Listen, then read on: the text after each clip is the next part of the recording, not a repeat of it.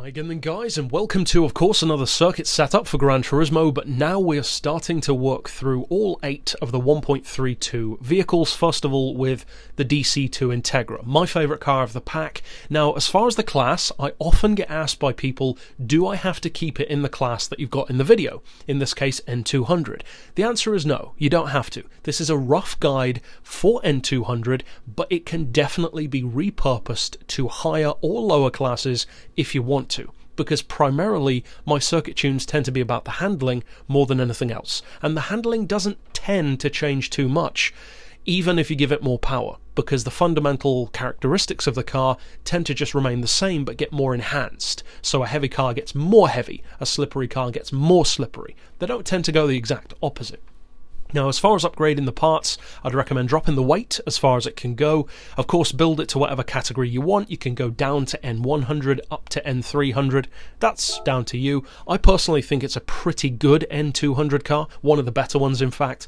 I haven't tried it in N100, so that might be worth a look. I should imagine it would be pretty decent, but probably not the best. As far as tyres, we've got sport softs, and also traction control is turned off, incidentally, and you really don't need it for most, if not all, front-wheel drive cars. But the reason why I've gone for sports tyres is because, yes, racing tyres are even better, but if you can make the car good on sports tyres, then of course racing will just be that much better again. So if you want to fit racing tyres, by all means do so.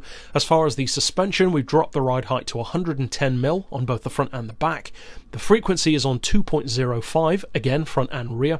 Anti-roll on 7 and 6 respectively. For the compression on the rebound, we've got 64 with 92, or actually for the compression I should say 64, rebound 92, then neutral camber and neutral toe. No downforce, even though of course you do have the fixed rear wing. As far as the diff, you've got a couple of options. Well, you've got plenty really, but depending on the car, front-wheel drive cars in particular, I will sometimes have 555, but then sometimes I will have the braking setting a bit higher. So try out both and see which you prefer. Then finally for the gearbox, and of course this will change depending on the amount of power that you give the car, but for N200, tuned to the peak of N200, which is 244 horsepower, you want the fully customized transmission, obviously. Then an auto setting of 168 miles per hour. Then for the individual gears, 2.9, 1925, 1.4, 1.1, 875 and 715, with that final drive of 4.8. So of course you can always change things up. I know a lot of you guys like to modify these tunes for your own style anyway, or for a different class of course, but now what you want to see is how it compares to my other tunes. Now in terms of lap time, of course, I already compared this car to my other N200s when I first reviewed the 1.32 pack, the day that it came out, and I said back then it was immediately, literally the first lap I ever did, immediately quicker than my Subaru 22B, also tuned to N200, and I did that tune here on YouTube as well.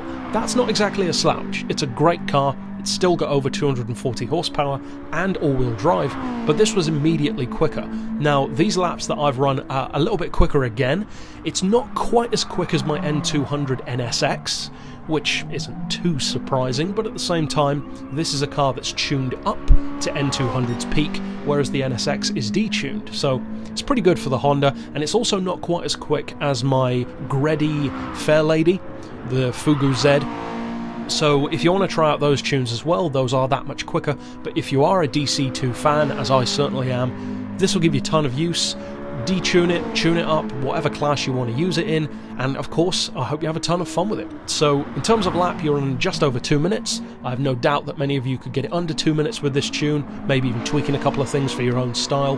But if you want to see my other tunes, speed tunes, circuit tunes, drift tunes, drag tunes, click here on screen to see those, and for now, as always, thanks for watching.